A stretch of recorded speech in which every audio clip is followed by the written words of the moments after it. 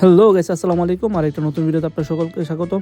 যেহেতু আমরা গতকালকে বলছি যে আমরা এখন থেকে প্রতিদিন রাত্রে 8টা বাজে একটা করে ভিডিও দেওয়ার চেষ্টা করব, তো সেই ধারাবাহিকতায় আজকে আমরা একটা নতুন ভিডিও নিয়ে চলে আসলাম। আর দেখতেই পাচ্ছেন যে আমাদের ছাদের লফটের যে সিসি ক্যামেরাটা ছিল, সেই সিসি ক্যামেরাটা আজকে আমরা লাগাইছি, কারণ এই সিসি ক্যামেরাটা বেশ কিছু দিন যাবত এখানে নষ্ট অবস্থায় ছিল, যার কারণে এটা আজকে আমরা ঠিকঠাক করে দিছি আর এবং সুন্দরভাবে লাগাই দিছি। তারপরে হলো যে আমাদের অফিস রুমে যে সিসি ক্যামেরার ডিভিআর বক্সটা ছিল, সেখানেও তারগুলো এতদিন খুবই এলোমেলো অবস্থায় ছিল।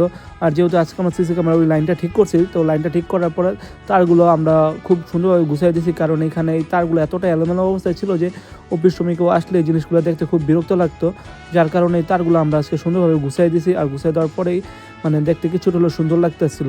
যাই হোক, আর গত ভিডিওতে আপনারা দেখছেন যে আমরা হাঁসকে কৃমিমুক্ত করেছিলাম, আর কৃমিমুক্ত করানোর পরে আমরা লিভার টনিক দিছি 2 দিন।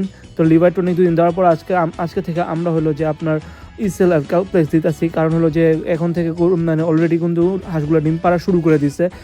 কৃমির ওষুধ করার পরে লিভার টনিক খাওয়াইছে, এর মধ্যে 2-3টা হাঁস অলরেডি ডিম পাড়া শুরু করে দিছে। কদিনে 4 দিনে 4টা ডিম অলরেডি চলে আসছে। আশা করি যে ক্যালপ্লেক্স আর ইসেল আজকে দিলাম, তো এটার পরের থেকে আমাদের এখন 4-5 দিন এটা খাওয়ানোর পর থেকে আমাদের হাঁসগুলোকে আরও বেশি ডিম পাড়া শুরু করে দিবে। কারণ আমি বহুদিন যাবত কবুতর পালে, আর এই কবুতর পালার অভিজ্ঞতা থেকে বলতেছি যে ক্যালপ্লেক্স আর ইসেল কৃমি মুক্ত করানোর পরে লিভার টনিক দিতে হবে। আর লিভার টনিক করানোর পরে যখন আমরা ক্যালপ্লেক্স আর ইসেল দিব, তখন যে কোনো পশু পাখি খুব তাড়াতাড়ি ডিম পাড়া শুরু করে দেয়।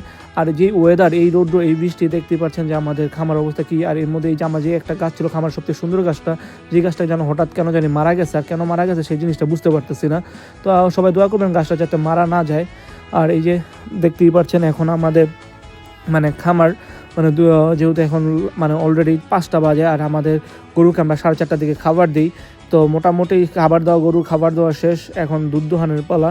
তো আমরা গরুকে প্রতিদিন 4:30 বাজে বিকালবেলা খাবার দিই। তো বিকালবেলা 4:30 বাজে খাবার দেওয়ার পরে আমরা 5:45 থেকে 6টা খাবার দেওয়ার 1 থেকে 1.5 ঘন্টা পরে আমরা গরুকে দুধ দোহান আমাদের গরুগুলোকে দুধ দোহান করানো হয়। তো খাবার দেওয়া শেষ, এখন প্রায় 5:30 বাজে। তো এখন অলরেডি দুধ দোহানের সময়। তো আমাদের গরুগুলো দুধ দোহান করতেছে মাশাআল্লাহ। আর এদিকে হলো সবচেয়ে মজার ব্যাপার হলো যে গরুগুলা যখনই ওদের দুধ দোহানের সময় হবে বা খাবার দোহানের সময় হবে, তখন কিন্তু অটোমেটিক ওরা দাঁড়ায় যায়। যারা এই খামারে থাকেন তারা হয়তো বা বুঝবেন, আর যারা এই সম্পর্কে ধারণায় তারা এটা বুঝবেন না।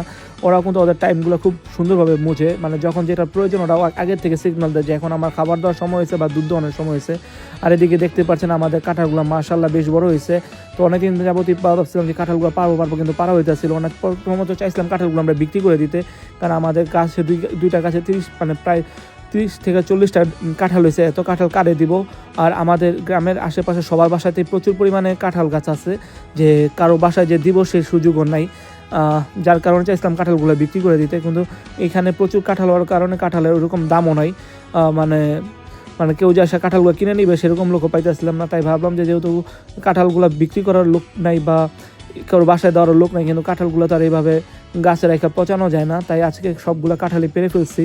তো প্রায় সবগুলো কাঁঠাল পাই নাই, 26টার মতো কাঁঠাল পারছি। আর 26টা কাঁঠাল পাইটা বিভিন্ন জায়গায় দিয়ে আসছি। তো আজকের ভিডিওটা এই পর্যন্ত। সবাই ভালো থাকেন, সুস্থ থাকেন। আসসালামু আলাইকুম।